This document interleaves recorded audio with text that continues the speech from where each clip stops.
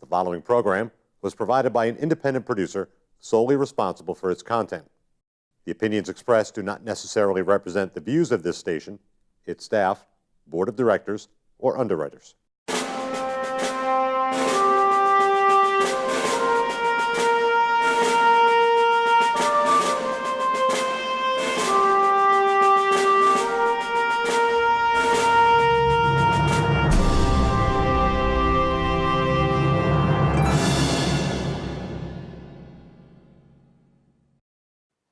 Hello and welcome to Perspectives. My name is David Schoeneman. I'm your host on this program, and I'm also the Ward 3 Alderman here in Nashua. On Perspectives, we take a look at a variety of issues on the state, local, and national level that are of particular interest to Nashua voters and taxpayers. We do that in order to keep you informed on the issues and to encourage you to participate in our process. This week, in an effort to get you to perhaps participate even more, we're going to be speaking with former Ward 5 Alderman Michael Soucy. Michael Soucy was elected to the Board of Aldermen in 2013 and served very well in his two-year term there. Prior to that, Michael was a Nashua firefighter, he worked as a Nashua police officer, and he was also on the Board of Fire Commissioners for a four-year term. Hopefully, after listening to Michael's story today, some of you may be encouraged to participate and run for office yourselves in your ward or your town in the future as opportunities present themselves. Michael, welcome. Thank you very much for coming in. It's so good to seeing you again. Nice to see you. Yeah. Nice and congratulations on your re-election. Thank you very much. Right. It was great to have a chance to serve the Ward 3 constituents again, and thank you very much for your service. It was a pleasure working with you. I had a great time. When you were on the board. You, I think, took the same view that I took, and that is one of representation. You weren't there to represent your own ideology. I wasn't there to represent my own ideology. You were there, I think, to represent the voters and the constituents in Ward 5. That's very important. Oh yeah, very, very important. Yeah, I mean, I never felt like it was my chair. The chair belonged to the residents of Ward 5 and overall to the city. And I know things change, and I just love the opportunity to serve and really would love to, again, thank the residents of Ward 5 for allowing me the opportunity to serve and sit in their chair. That's a great way to put it. It certainly was their chair, and I think my chair is the Ward 3 chair as well. Your voice is definitely missed, I will say. You brought a level of wisdom and a level of fiscal responsibility that if you're going to tune in and take a look at some of the meetings, you might notice is missing these days. Boards always change, cities change. Right. And that's why it's important for someone to participate, because they get a chance to step up, serve in that role, and perhaps bring more representation to the ward that they live in as well. So let's start at the beginning. What encouraged you, what prompted you to run in the first place in 2013? Now, you were already a fire commissioner, which is an elected office too. So maybe you can start with that. How did you decide to run for fire commissioner? And then what prompted you to run for alderman in 2013? Okay, so the story begins here. I started off as a Nashua firefighter back around 1984, 85, and 86. And while I was a firefighter, I was a part-time police officer in Hollis, New Hampshire. And it got to the point where when I was in the firehouse, I was thinking about police work. And when I was in the police crews, I was happy to be there. So I made the change. I applied with the Nashville PD and was very, very fortunate to get on that police department. I think it's one of the finest police departments, not just in New Hampshire, but all of New England and maybe even the country. I've enjoyed it there. I did 20 years with Nashville PD and retired and moved on to UMass Lowell currently as a prosecutor sergeant down there. I saw a few years ago that there was an article in the Nashville Telegraph talking about not enough people were participating, and there was still an opening for fire commissioner. And so I just threw my name in the hat because I'm thinking, well, I know something about the fire department. I was a firefighter, and I was at least 20 years removed. So I didn't have those close ties where I would feel that I would have an obligation that I would owe somebody. I knew about the fire service, how it worked, but there was nothing that I really felt that I owed anybody. Well, at the last moment, another fire commissioner jumped into the race, so it became an actual race for fire commissioner, and I worked the campaign very, very hard, and I was very fortunate that the citizens allowed me the opportunity to serve as a fire commissioner. As we got close towards the end, of my term, I started looking at maybe doing a little bit more. And I wasn't really happy with the board makeup as I saw it. I saw that there were cliques. I didn't think people were thinking very independently. In fact, I could look quite often at if someone voted this way, then I know how this person's going to vote and how this person's going to vote, and so on. And you could predict that almost at a 95% rate.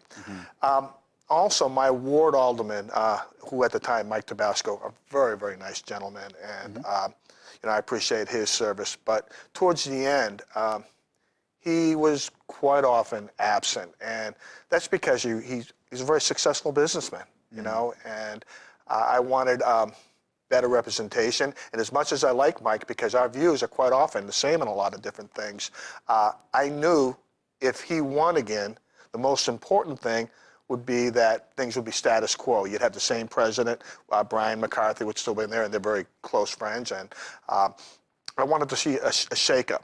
So a lot of us, I think yourself at the time, who ran for the first time, and Alderman Siegel and Sean McGinnis, you know, we threw our hats in the ring because I think we were all looking for change. Am I right about that? You're absolutely right. And so I was fortunate enough to win that election, and at that point, I was able to raise my hand for David Dean as president. A very proud vote for that. And I think we had a wonderful 2 years. You know, we had a very good 2 board. years. It was a productive board. I think Very hardworking. Very hardworking. It was very civil. I think, you know, the most important committees, just as a little side note, I think our budget and finance were well staffed in those 2 years. And note of comparison, when Brian McCarthy, a new president of the board this term, was trying to fill those committees, he had a hard time finding enough people to sit on those committees. Those are the two most important committees in the city, budget and finance. By far. By far. Right. And he couldn't find people to do it. So that tells you something about the makeup of the board. I think in the previous term, it was easy because most of us wanted to be on those committees. Right. And there were some hard choices to make. We wanted those committees. This time, people don't want them. Well, you know, that's a shame, and I'm troubled that I'm hearing that. I think every new alderman should serve on at least budget or finance to get an understanding of how it works. Sure. You know, I went in there as an alderman thinking that I knew a lot of things, and you come to find out that the more you think you know, the more you really don't know. And learning the budget the first year especially was a challenge, you know. The second year, I think it was a lot more productive. But yeah, you have to look at that with a fine tooth comb, you know. It's very important. And I'm troubled to hear that a lot of the aldermen really don't want to participate in that way. And I'll say this. I didn't initially pick budget. We all remember the fiasco. I do. We won't go into that. It was a fiasco. It was a horrible way to start our first year. But because of the changes that people wanted, I was agreeable to being the rookie alderman. Put me where you want. Sure. And they took me out of infrastructure, which I think I would have enjoyed, and put me into budget. And fine. And you know what? I am so glad I went on budget because I've come out so much more knowledgeable on how the city finances work. You know, it is a very good committee to be on. It's very important because most of what happens in municipal government has to do with spending. Right. Or infrastructure, those kinds of things. It's not the sort of ideological social issues. And if someone wants ideological social issues, which some of these current participants maybe they should have gone on the state level, because on the state level, or maybe even national level, that's where those kinds of questions come up. But here, this is just nuts and bolts government. This is make sure the streets are plowed, make sure the potholes are filled, make sure the stop signs are where they're supposed to be, make sure the toilets flush, all that sort of stuff, as David Dean often said. And one of the reasons he was such an inspiring leader, because he got us to focus on the things that were really important in the city. Right. And of course, it's dollars and cents. Very important. You mentioned how when you came in, you began to learn how the city worked. And I know this is my first time in public office, and my perspective on being an alderman in the beginning compared to my perspective now, 2 years later, is really different. It's kind of evolved. My view of the city, my view of the roles, my view of the decisions that we make, it's somewhat changed. And I imagine yours did too. How did your perspective change? How did you see the job before you came in, and how would you see it now if someone was going to run? What would you say Well, being an alderman's all about? I had no understanding of what a spending cap was. I thought that I was going to come in riding the conservative horse that we're going to cut because there's fat everywhere, and then you come to realize how tight these budgets really are. You know, they're very, very tough, and you've really got to look deep at where you want to make cuts. And you know, when you make a cut, what's the offset? Or if you get a union raise, and you know their contracts are coming in all the time, and that's one of the hardest things for me.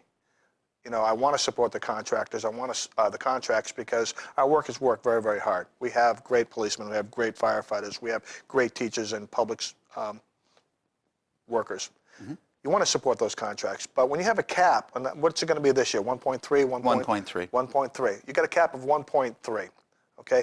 How can you keep giving raises in the area of 2.5, 2.3, or even 2 if the cap is 1.3? What's going to be the offset? How are you going to pay for that? And when you can look at like a Chief Gallipo from the fire department or Chief Lavoy from the police department, and you can look them in the eye and you ask them, okay, how are you going to pay for this? If they have a plan, and they always do, because they run very good budgets, you know, they'll tell you, well, we've got this many people retiring at the high-end level. That when they retire, we'll take in lower paid employees. So if they can tell you how they're going to pay for these contracts and not cut services, then of course I'm going to raise my hand and support it. But when you get other places like in the schools, you know, and there was some controversy as I left, you know, about a very, very fair contract. I believe it was the secretaries coming in at about a 1%. Do you remember what it was? Something like that, 1.5%. It was a very, very reasonable, one of the most reasonable contracts I've seen. But the problem I had with that, you know, how are you going to pay for that? I'm not going to accept that we're paying for that by eliminating 101 facility jobs or janitorial jobs in the building. You know, jobs to me are more important than raises. Or if they're going to talk about that, well, we'll give raises, we'll do this, but we're going to start charging the students for the hockey program. Well, this takes the kids who are living in poorer neighborhoods who can't afford to play hockey, you know, out of these type of programs. So you always have to try to find that balance. And it was a learning experience. And I think the cap is going to be your biggest challenge this year. It's going to be a very big challenge. Yeah. And listening to you speak, I have to reiterate what I said before. I wish you were still on the board. You should have heard the last budget meeting conversation. And really? The full board, this past Tuesday, we did just ratify a contract with the police supervisors. And it's about 10% over 4 years. But I'm sure they have a way they're going to pay for it. Well, I asked Chief Lavoy that. I said, how are you going to keep this within the cap? And he said, well, we're going to keep it within the limit that we've been given. I said, well, how much have you been given? And he said, well, Mayor Donchis has authorized us to go up 2.5%. So the police department are going to keep their raises and all their spending within the 2.5% cap. That's basically double what the actual spending cap is. Apparently, schools have been given the guidance of a 2% number. The rest of the departments have been given a guidance of 1.3. So if the overall cap is 1.3 for the entire city, and all the departments are 1.3 except for schools, which are 2, and police, which are 2.5, how is the overall going to be 1.3? It's not going to happen mathematically unless something is cut. And this brings me back to the presentation that Mayor Lozo made at last year's budget public hearing down at the high school. She showed us a graph, basically, of taxes and showed taxes ramping up. Very well done. Salaries ramping up. Pensions ramping up. And that showed the operational aspect of the budget essentially being flatlined. So what that means is that taxes have been going to salaries and pensions, nothing extra, really, or very little extra into actual operational, which is the services provided. So we're paying more for the same level. And in this case, I fully support the police department. I voted for that contract. That's a long story. We don't have time to talk about why here. Right. But there are certain aspects of that contract that made the raises really inevitable. The patrolman's contract and the supervisor's contract have a certain link called the Me Too clause, and because the patrolman got something, the supervisors have to get it, so there's no point in debating it. It's just going to happen. But the problem is, as those contracts go up, the police budget has to go up. And as the police budget goes up, we're going to be stuck with the cap for losing services elsewhere. Now, there was one alderman who spoke on Tuesday who said, that cap, the cap stinks, it limits us. And I didn't run to support this cap. Was that Alderman meeting on TV? Yes, it was. Well, then say the name. Oh, Alderman Clemens said okay. that. That was his Let's his be transparent. That's what we came on. Right? That's true. So, yes, a very interesting perspective as time goes on. And you realize that although you come into the role with a particular set of goals, you're going to do this, I'm going to do this, you're on your high horse, essentially, you realize that things are really very, very difficult. And there are some very tough choices to make. Well, the numbers you're throwing my way, I just don't get, because Mayor Donchis said during his campaign that he's not going to override the cap. Right. Now, you look at 2% of the school department as opposed to 2% of a smaller department like the fire department. Right. Much more money. Much more money. Yeah, I don't know how they're going to do that and make the math work. There were some aldermen that believed, as well as I do, that, okay, if the cap is 1.3, every department, fire 1.3, police 1.3, schools 1.3. It's not the way to run the city. You have to look at 1.3 overall. Mm-hmm. Maybe the schools need more money, and maybe the fire doesn't need so much this time, or they got more, or police. But I think you have to stay within the cap of 1.3. I'm finding it very, very hard to imagine that the city can continue with the services that they've had, the great services that they've had with infrastructure and everything, at caps of 1.2, 1.3, or 1.5. But until the citizens of Nashua say that they're ready to go above the cap, as an alderman, I represent the citizens, or I did. Right. And so, I would personally never override the cap unless it was some type of, emergency situation. A real emergency. I'm not going to override the cap either. I also promised my constituents that I would not do anything that circumvents the cap. And we'll see what happens with this budget year, if there's going to be any attempt to circumvent it. It sounds like there would have to be. And given the way the cap is calculated, you know as well as I do, if you pull certain things out and maybe bond them, pull paving out and bond paving, now you're in that budget, you have what they refer to as headroom. It means the money we used to spend on paving in that budget, now we can spend on something else because we're going to take care of paving over here.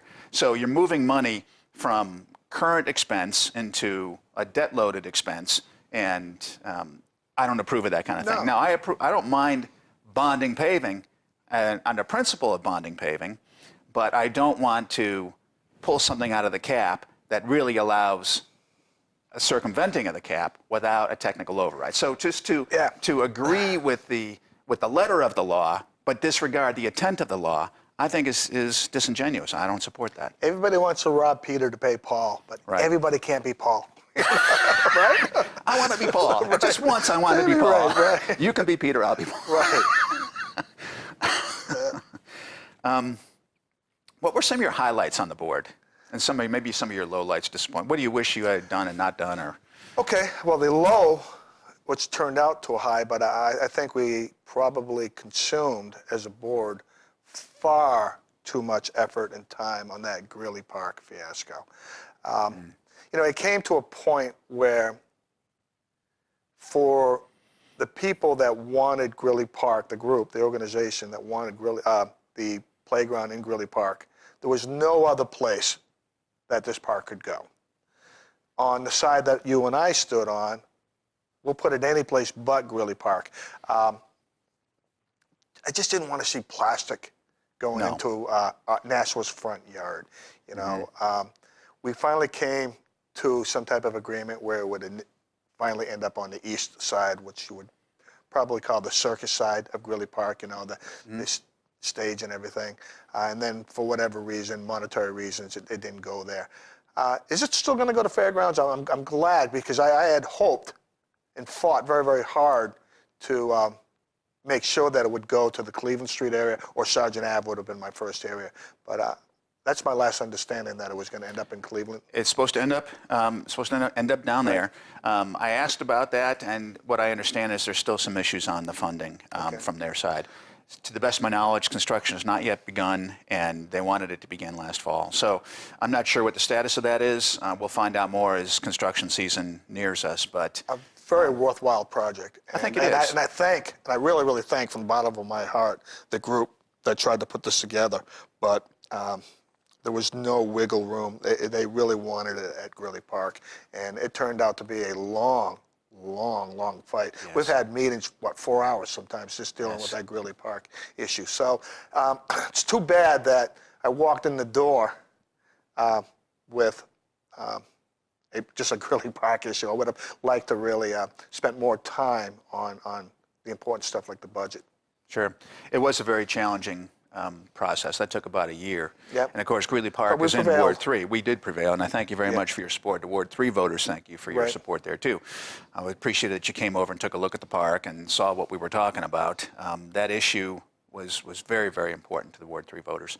Right. Again, it sort of speaks to what's important in people's minds. Right. It's not about the big social issues. It's about where a playground of things, goes. right. And sometimes that's how it is in Yeah. local politics. And of course, it was a very politically charged idea. Right. And fame and notoriety were at stake and all these kinds of things.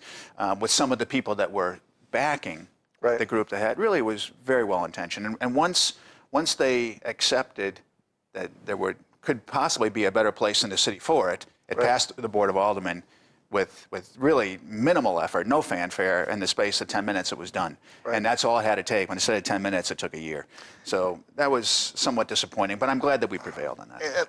Excuse me. And I think our biggest accomplishment was 2 years in a row working with Mayor Lozo and the past board. We were able to get in under budget and really no changes and services. We were able still to provide the best possible services. So very, very proud. Biggest disappointment, you know what I'm going to say. Go ahead. The so-called panhandling Right. ordinance. Now, I say Bingo. so-called because, of course, that really wasn't about panhandling. No. That was an ordinance about public safety. Right. But the opponents of it thought that you were targeting one of their socially favored groups, possibly, and wanted to say that you were, anti-panhandling. Okay, well, let's just pretend that's true for a moment, that Okay. I want to go after the panhandlers. Then why am I not going after the panhandlers downtown Nashua, where it's more prolific, more Right. problematic, where we get more complaints of, panhandlers following people into restaurants, into the businesses? No, this is about public safety. I agree. And I presented a model that started out in Concord, New Hampshire, worked its way to Rochester, New Hampshire, and I believe Charlotte or Charleston, South Carolina, somewhere around there. This is the model that the ACLU has not challenged because it doesn't prevent free speech. Right. It allowed people to stand there with their sign saying, whatever they wanted to say. It prevented an action. It prevented an action of an exchange of an object, typically we're talking about money, from a panhandler or solicitor or the fire department boot driver, anybody out there from taking money from a vehicle in traffic, in a traffic lane. Our parents told us not to play in traffic. It's dangerous to do that. There've been a lot of complaints about near accidents. So this could have changed the optics of the southern portion by Spitbrook Road, Daniel Webster Highway, Amherst Street, the ramps, of having these people off the road. They can do it in private areas, but just off the road. If they want to panhandle, or if they want to do whatever, fine. Just don't do it when a vehicle's running in a travel lane. You're absolutely right. We passed the board. It passed the board. I believe it was 9-6. Something like that. Yeah, and unfortunately, it was vetoed. Unfortunately, it was vetoed, and it was a safety issue. The last time it came up to the full board, I told the story. In fact, I believe I may have spoken with Mayor Lozo on the phone about that too. Right. And I don't mind saying it, because I had the conversation with her, but I also mentioned it during the meeting. I was riding home from City Hall one night, north on Main Street, on my motorcycle, and I have to admit, I was not wearing a helmet at the time. I came to Canal Street, and traffic was flowing. We had a green light. Suddenly, everybody stopped. And I stopped, but the guy behind me slammed on his brakes and came to a screeching halt behind me when I was on the bike. All because traffic stopped where it wasn't expected. Right. Now, I don't know why. I don't know if there was a panhandler. I don't know if there was what was the cause of the stop. But the fact of the matter is there was traffic stopping in an area where no one was expecting it, and it was nearly an accident. If that guy had hit me when I'm on the bike from behind, even at slow speed, that would have been a devastating accident for me. Right. And so from a personal standpoint, I fully support that it's a public safety issue, not a free speech issue. I'm all about free speech. Every argument that was presented, I was able to, I think, work a solution through, but then there was a new argument. And the biggest argument we kept hearing, there are laws already in place. Not true. There are no laws that would prevent people from standing in median sidewalks. It prevents people from going into the road, which they do anyways, Right. but not from being in the medians and sidewalks. So, you know what? I do support and I respect the mayor's right to veto. Her veto pen, that's her executive privilege. I think she was wrong on the issue, just as well as I think the 6 aldermen were wrong on the issue. Yes. But, you know, you got to respect her. That she was elected mayor, that's She was her elected mayor, executive and privilege. that's her prerogative and her right, and I certainly respect that Right. too. I drive home from the airport sometimes on Sharon Ave, and I turn right at Manchester, and every time I go by there and I see someone stopping traffic, I see them stopping people in the jug handles there, and the guy behind is honking, waiting to go, and it's a dangerous situation. And I think of you every time because it's an ordinance that really should have passed. It would have, like you say, changed the optics for the city of Nashville, which could be a good thing, and I think it would have encouraged public safety. Which We is always know a good too. lot of it was fraud too. People say, well, what's this explosion of panhandlers on the road? Why all of a sudden? Well, you can marry that with all of a sudden we got a heroin epidemic. And when I was on the job in the police department back in, say, 1996 and 99, that period when we had a crack epidemic, it was the first time that we actually saw in the city streetwalkers with the crack cocaine. When the crack problem was solved, that problem solved too. If we can solve the heroin addiction or bring that down significantly, I think some of the panhandlers will go away. But there were other types of fraud. I mean, there's a Bishop Jefferson out of Tampa, Florida. He was bringing his group up here. In fact, he brings teams all over the country, and they got their little looks like an ID, looks like a permit, they're flashing it around, and they're for the children, they got a can collecting money for the children. All of that money went to Tampa, and it didn't go to the children. It went to Bishop Jefferson, who got his theology degree online. So I would just warn people there are a lot of different ways you can give. Yes, And giving absolutely. money on the side of a road in traffic is probably not the best thing to do. If you want to give money, there's a lot of things we can do to help people. Nashville's got a lot of great services, you know, so that's my take on it. Good. Well, Mike, looks like we're just about out of time here. Anything you want to add to folks? Again, we wanted to have you here so you could talk about your experience and maybe encourage someone else to run, just like you thought about running for the Fire Commission and then for the Board of Aldermen. Well, yeah, you know, I would encourage anybody to run. You know, I chose not to run this time because I've been involved in so many things. Kiwanis Club, recently the Exchange Club, 4 years on the Fire Commission, 2 years as an alderman. And you know when you're an alderman, you're on 3 or 4 committees, liaison, and the hours of reading that you've got to do so you know your stuff when you're sitting in the Right here chambers. in the chamber. Right. So I'm going to give my brain, I wanted to give my brain and body a rest for a couple of years, spend time with my family, and I get my kid out of college, and maybe 3 years I'll surface again. You know, I hope you do, because the logic that you bring, just presenting here, is something that the Board of Aldermen and the City of Nashua needs to hear. Well, continue the good fight, Dave. Thank you. And thank you, folks, for tuning in once again. I'm David Schoeneman, Alderman for Ward 3, your host on this program, here with Michael Soucy, former Ward 5 Alderman. Thank you for tuning in, and I hope that you're encouraged to perhaps consider running for elected office yourself in the future. Thanks, and we'll see you next time.